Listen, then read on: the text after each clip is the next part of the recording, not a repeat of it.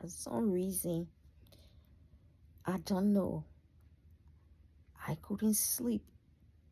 I woke up this morning around 5:30 and I couldn't sleep. And I just started to cry. I was just filled with so much emotions, and I started to cry. I'm wondering, I'm thinking, why am I crying?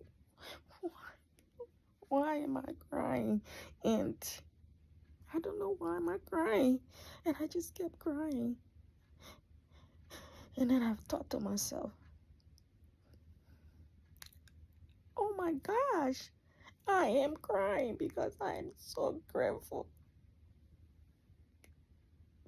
I'm crying because I have so much gratitude.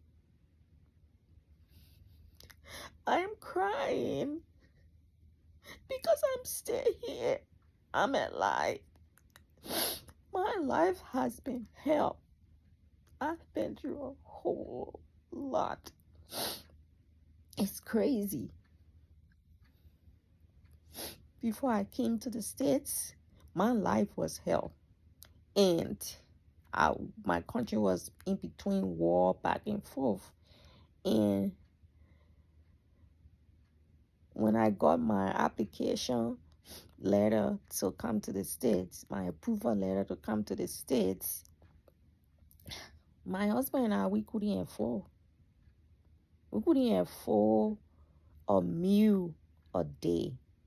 We went to bed hungry.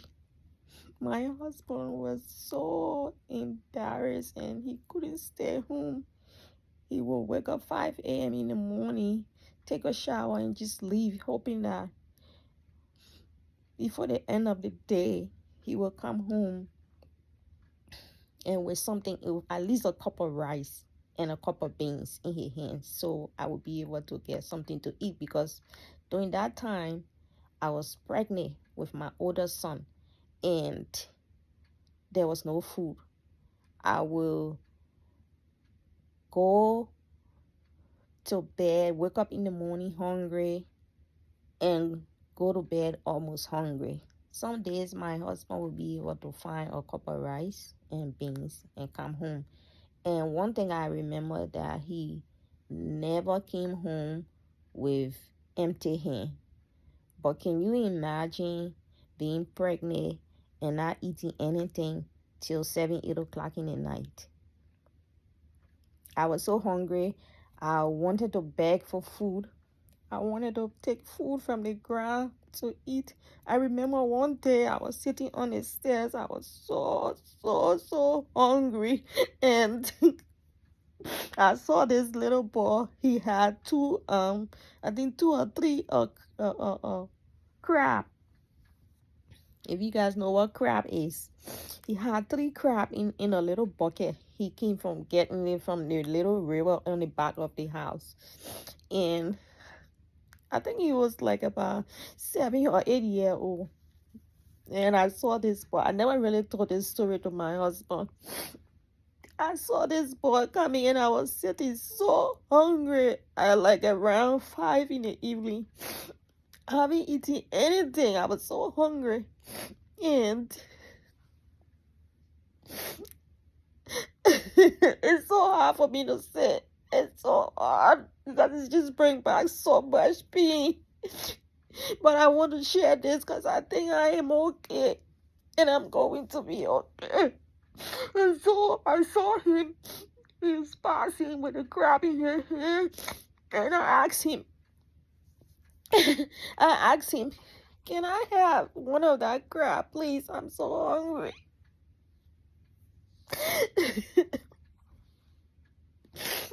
And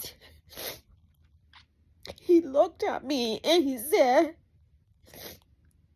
sis, if I give you one crab,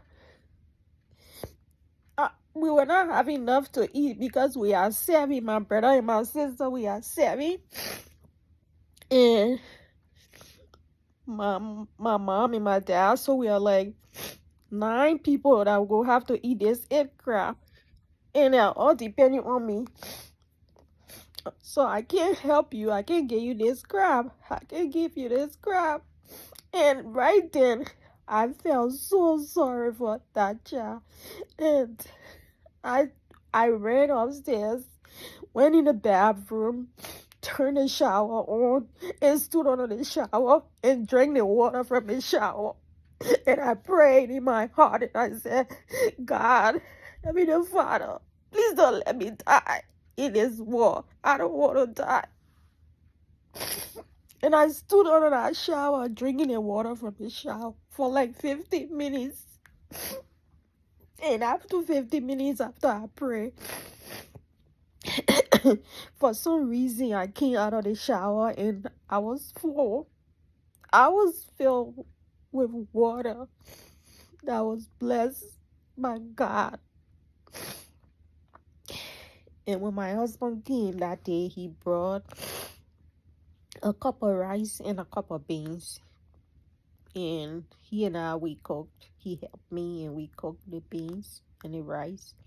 It wasn't much. Imagine a cup of rice and a cup of beans to a pregnant woman who haven't eaten all day. And my husband, is like he knew I was hungry. I think he took like 3 spoons, and then he told me, "You can eat the rice, the rest of the food, because I know you're hungry." And I ate the food. And another day, again, that was in the early stage of my pregnancy. This time he left, and I was so hungry, and I couldn't wake up because I didn't know that I was suffering from gestational diabetes. But when I look back now, I can tell that, oh yes, I was, suffering from gestational diabetes. So can you imagine you suffering from that gestational diabetes and you're hungry? I was so weak. I could see butterflies. I could see sparkle of lights in front of me. I was about to die. I'm telling you, yo. This is what I've said in my video on YouTube, that I've died so many times and I've been resurrected. And I was so weak lying on the floor. And we were in this house that we were renting. It was in the middle of the war. There was war going on, guys. And I was pregnant. And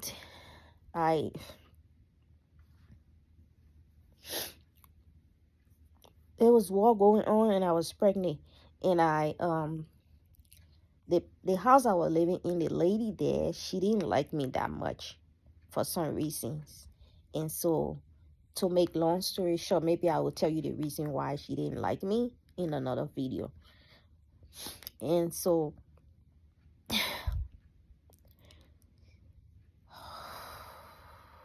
there were Ecomons in the country by that time. And so her older daughter used to be the one that cooked in the house. And I was so hungry, and while this child I was lying on the bare floor in the hall. I did not have the strength to wake up to go in my room. And remember, my husband's not home, okay? And so I was home alone.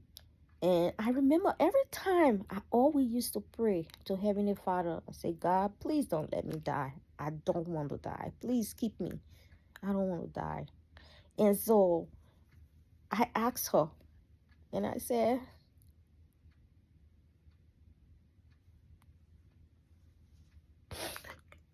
Mary, her name was Mary. I said, I'm so hungry. I'm so hungry. I don't think I told my husband this story either. So it would be a news to him too. I'm not a talker. I just don't talk. I just keep things in, and that's why I need to let it out. so I can be free now and live a free and happy, fruitful life moving forward. And so I asked, I said, Mary, and please, I'm too hungry. Can I have the bottom part of your rice, which is the crust? You know, when you cook the rice in a pot, it makes crust. Not like when you cook it in a rice cooker, it doesn't make any crust. And in my country, the crust was usually, before the war, the crust was usually given to the dogs. So we don't eat the crust of the rice. We give it to our animals, like the dogs, the cats, you know, any animal that we have in the family. And so I asked her if she could give me the crust. And I said, please, can I give you the crust? Can you give me the crust part of your rice? I'm really hungry. I don't think I'll be able to survive, make it through the day. And my husband is not home. I know he's trying to find some food for us, but I don't think he's coming home right now. And Mary, she took the crust. It's like about a spoon of crust. Because during the war now, even though before the war, when everything was okay, we used to give the crust to the dogs. But during the war now, since things were so hard, we couldn't even find food to eat, even if you had the money. And so the crust now became, you know, part of the meal. And so it goes to the children, you know. They mix the crust up with a little bit of rice and then give it to the children. So that's what was going on now. So since the war, before I came to the States, the crust now becomes, you know, part of the meal. We didn't throw the crust away. We didn't give it to the dog. Now we have to eat the crust because that's how things go really tough. And so Mary, may she be blessed wherever she is. Mary took 1 tablespoon of that crust and she put it in a bowl and she gave it to me.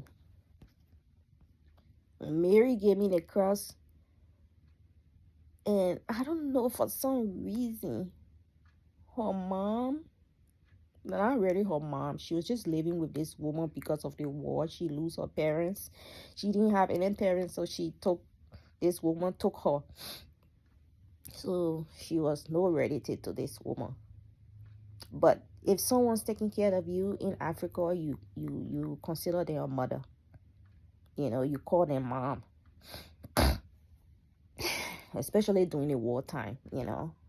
People were trying to survive. And she came and she saw Mary giving me the crust. My gosh. She took the crust that was in the bowl from in my hand. She just pulled it out of my hand violently and threw it away, and then pulled Mary by her hair and knocked her to the ground and beat her so bad till she was helpless.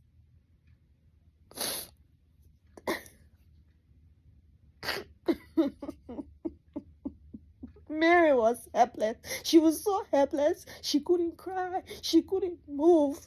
And I felt so bad. I felt so bad that I caused this on Mary. And I begged her mom, and I said, please don't beat her again. You will kill her. It's not her fault. I asked her. She didn't give it to me. I asked her for it. So if it's anything, I'm the one should be go through the punishment, not Mary. And this lady, she was so mean and wicked. She told Mary, she said, the next time you give that woman my food, I will kill you. And she told me, she said,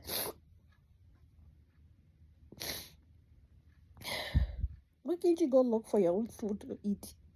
You're sitting in the house here like everybody else. Why can't you go out there and find your own food? And you're begging for my food. I should go and look for money and come cook, and then you come and eat my food. Don't never ever ask my child for food again. I think I told my husband part of this story, yeah, when he came home that day. And that's what happened. I will continue with this video because I want to let it out. I think it's good for me. I think it's about time for me to let my feelings and emotions out. Everything that I've been keeping in and I've been holding down all my life. It's time for me to let it go and live on and be happy. So I'm planning on doing this video every day, and I'm so sorry for the tears because it's hard for me even thinking it happened long time ago, over 25 years ago, but I still feel the pain, and it's so hard for me. But just sharing this will help me release some of that heavy weight on my shoulder. And I decided that I want to be sharing this. I might go live, or I might just make a video and post it. So if you want to see this complete full video, go to my YouTube channel and follow me. You will see the complete full video of this every time I make a video. Thanks for watching, and let me know if you want me to continue with this my life story. And if you want me to continue with my life story, give me a thumbs up, subscribe, and share, and let me know if you want me to continue. If not, then I don't have to, you know. I love you. Bye.